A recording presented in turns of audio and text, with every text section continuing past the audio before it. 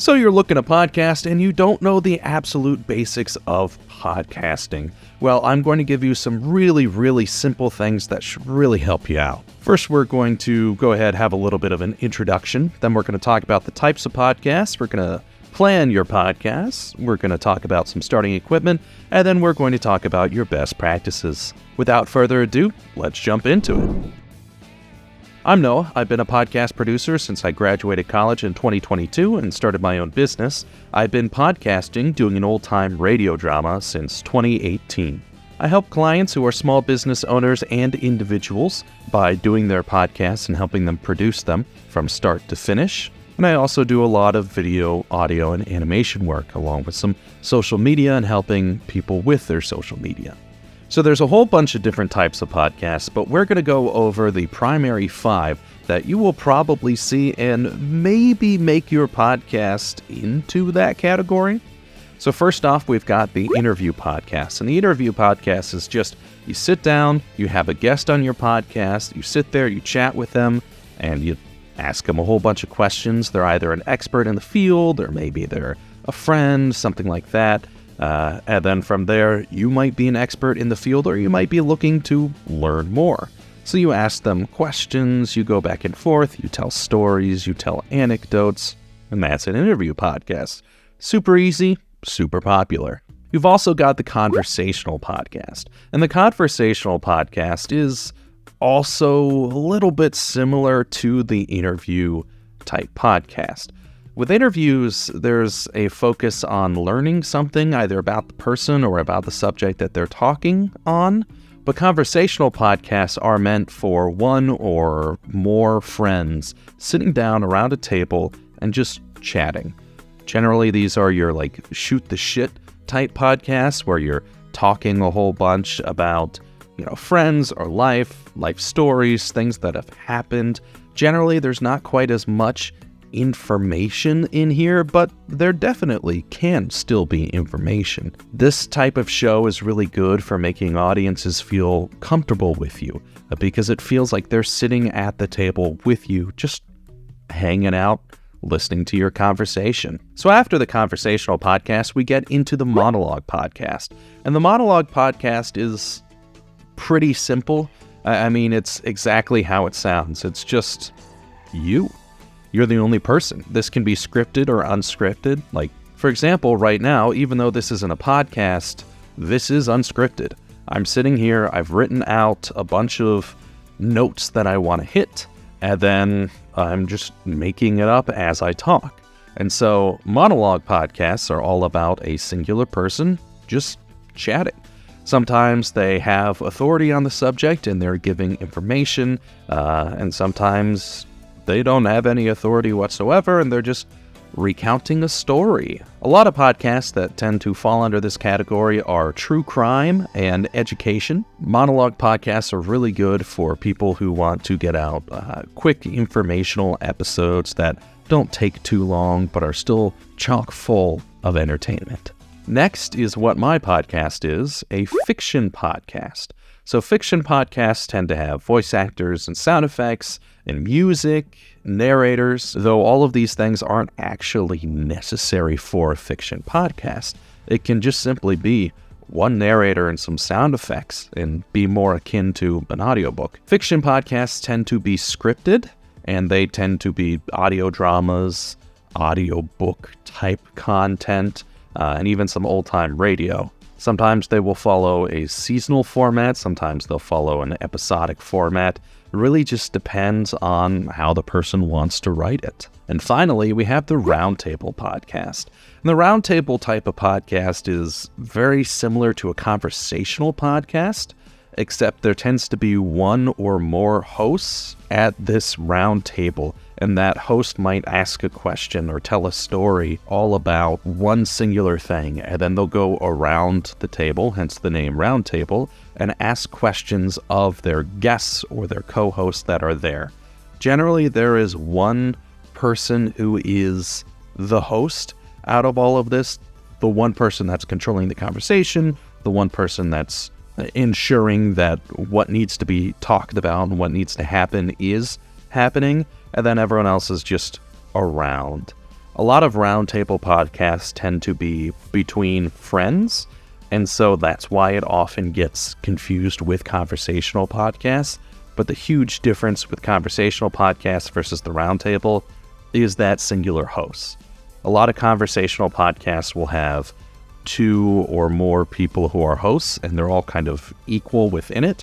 But with a roundtable, you might have a bunch of recurring guests, or you might have a new guest each week, and you're just going around a table. Next, we're going to get into planning your podcast. And this is a little bit more difficult for some people because a lot of people just want to jump right into podcasting. And there's a lot more thought that goes into podcasting than just jumping right in. So before we even get into the concept of podcasting, I like to ask people a really, really simple question that makes you think and makes you ponder. Why? It's a tough question that when people answer it, they normally give very short or quick answers. I ask them, why do you want a podcast? They'll be like, oh, well, it sounds fun. Okay, well, most podcasts will fail within 7 episodes or by the end of the year. So if you're just doing it for fun, then that's great. It's likely that you will have some fun, but a lot of people who are just doing it for fun end up getting burnt out or realizing it isn't for them, which is totally all right. But answering the question, why, makes things a lot easier on you. Why do you want to podcast? Well, let's say you're going to be doing an interview type podcast, and you realize that there is a huge issue with the industry that you work in, where, let's say, corporations have taken over and there's no little man. There's no people in there who will fight against these corporations, and everyone's just kind of having a bad time. Well, the answer to the question, why would you want a podcast, is because you want to get that information out there. By talking with other people and bringing them onto your podcast, you can disseminate that information out into the world so more people understand what's happening with your business. If you're in the healthcare industry and your podcast is all about healthcare getting worse and worse and worse, well, you've got to figure out who your audience is. It's definitely not corporate people who are within the healthcare industry who are making a lot of money off of it. It's probably people who have been burned by the healthcare industry. And a lot of people who have been burned by the healthcare industry probably aren't too young. They probably worked in it at least for a little bit of time and then eventually found something that they didn't like and quit. So your audience might be like 30 to 40-year-old men and women who have worked in the health industry for a couple years and have been burned by the health industry and don't want to do it anymore. So then your question after figuring out your audience would be, why? Why is that my audience? Why should I talk to them? In this case, for this example, these people have been hurt. And so with your podcast, you would be able to provide information that might make that hurt go away, lessen it, or might inspire them to go do something to change that hurt so it doesn't happen to other people.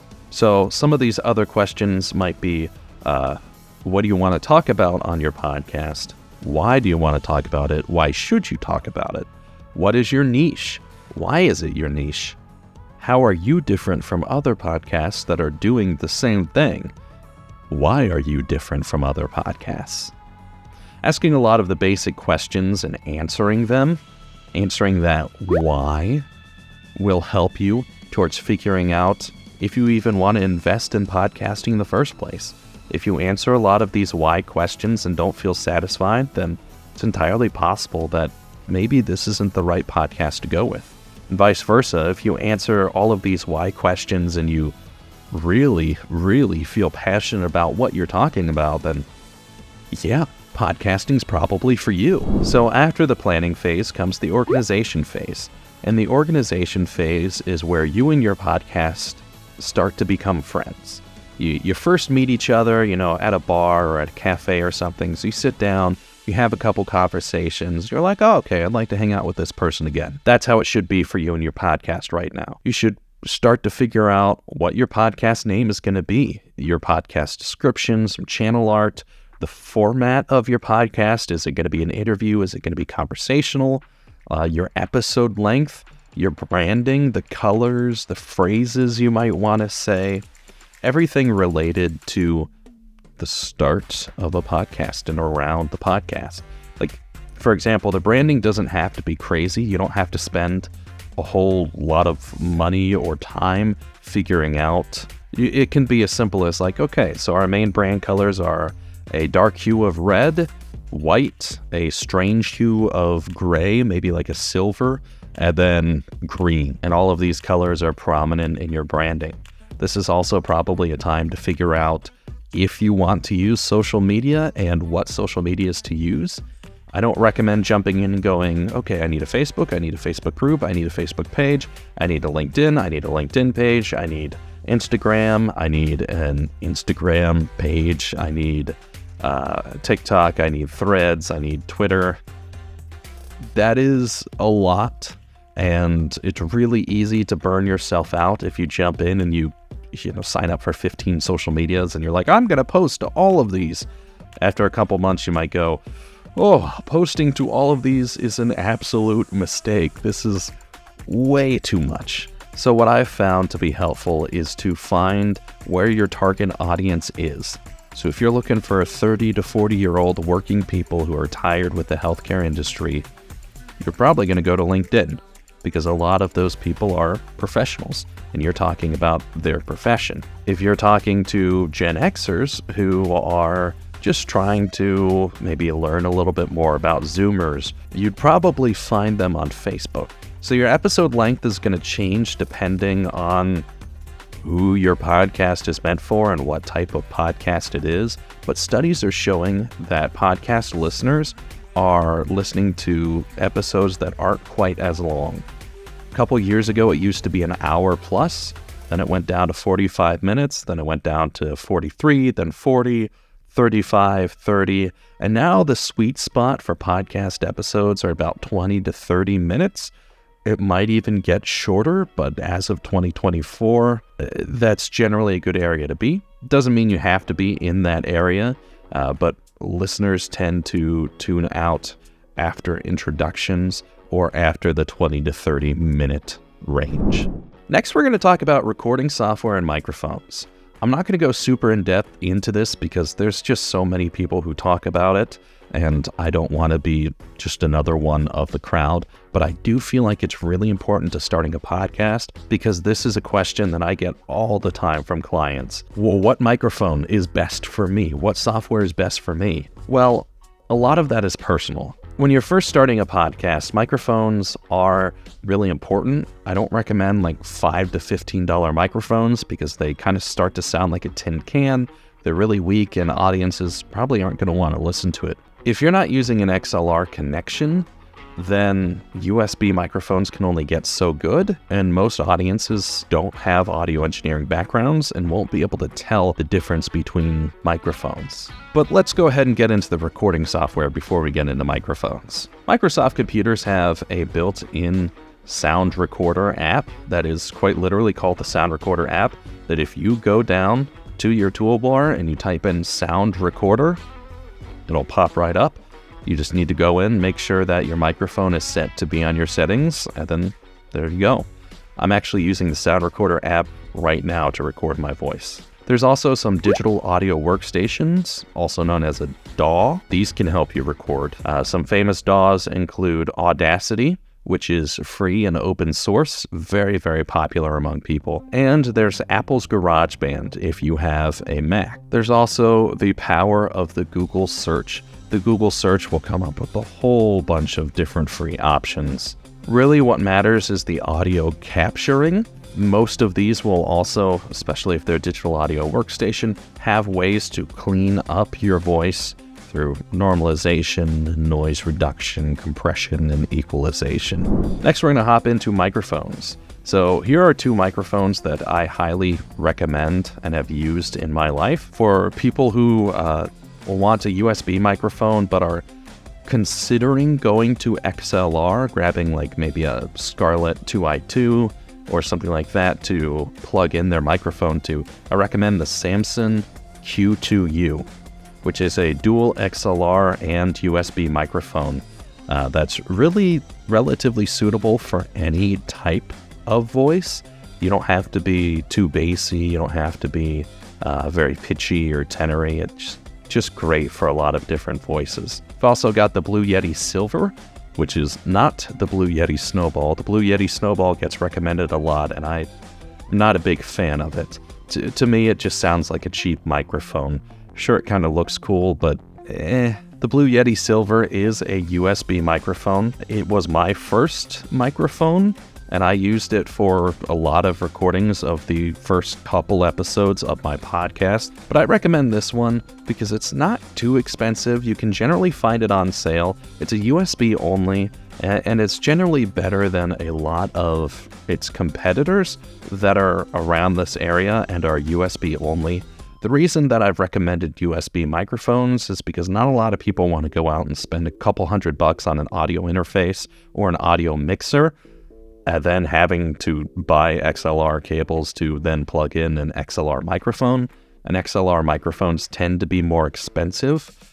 If you grab cheap XLR microphones, they're not quite as good. So that was really brief. We're going to go into best recording practices because a lot of people will go in and they will just throw their mouth over the microphone and just start like gagging on it, trying to talk into it, shooting plosives into it. So, important microphone etiquette when you're getting ready to record. First off, you need to ensure that your microphone is actually plugged in. You need to make sure that it is your default audio input, because sometimes you'll plug in your microphone and your computer won't switch it right away to the default audio input, and instead you'll still be using your basic, let's say like laptop microphone instead of this beauty. Next, you should probably head over to your software, turn it on, make sure that your software is picking up your microphone and that it's picking up your microphone and not still picking up your laptop microphone or any other microphones you might have plugged in. Make sure you're in a relatively quiet room, which can be a bedroom, a closet, an office, something like that. In general, I recommend if you're going to be in a closet, what's really nice about that is that there are clothes. And so when you're talking, the clothes will absorb some of that sound. And if you're in an office or a bedroom, I just recommend having some soundproofing around you. Those can also be clothes or blankets. You don't have to go out and spend a whole bunch of money on soundproofing.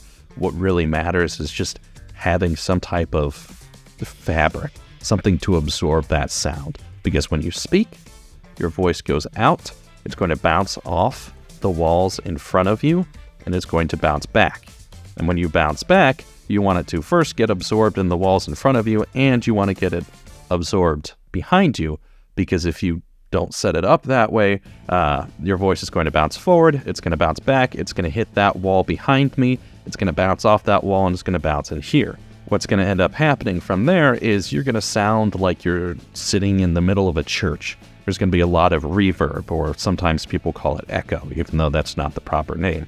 And it's just going to make it sound very muddied. After hitting the record button, give about 3 to 5 seconds of silence.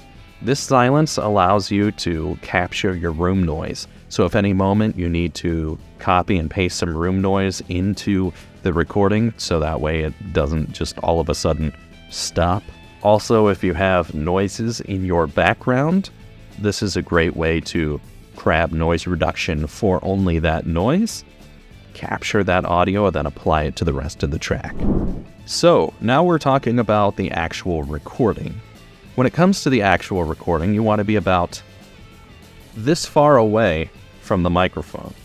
Now, I'm a little bit closer because this microphone is designed to pick up my voice, my bassy voice. Sometimes you can get away with just a fist length, which is about how far away I am. You do not want to talk directly into the microphone like this. Talking directly into the microphone will allow for plosives to come out. Your plosives are P's and B's, all that stuff that shoots out harsh air. And when you're talking directly into the microphone, you're going to be shooting that harsh air into the microphones. and that's going to hurt your audience's ears. So I recommend being slightly to the side like I am right now, maybe a little bit above it, talking more up here, maybe even a little bit below it, talking a little bit lower.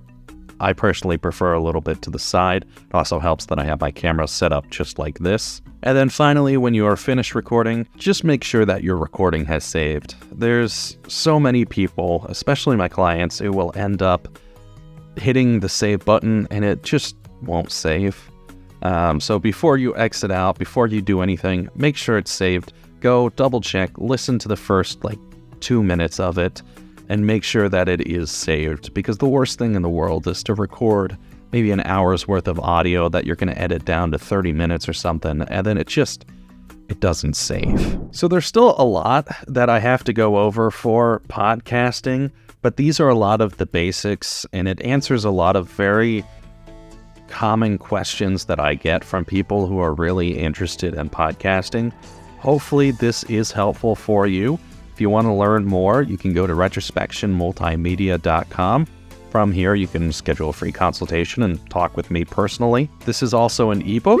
It'll go over all the information that I've just talked about, except it's actually written down, and you'll be able to see a lot of pictures and colors and all the fun stuff of reading an ebook. If you have any further questions, there's stuff that I got right, stuff that I got wrong, feel free to leave any comments and just reach out to me. Feel free to just let me know what you think. Thanks for watching. I hope you have a great podcast journey.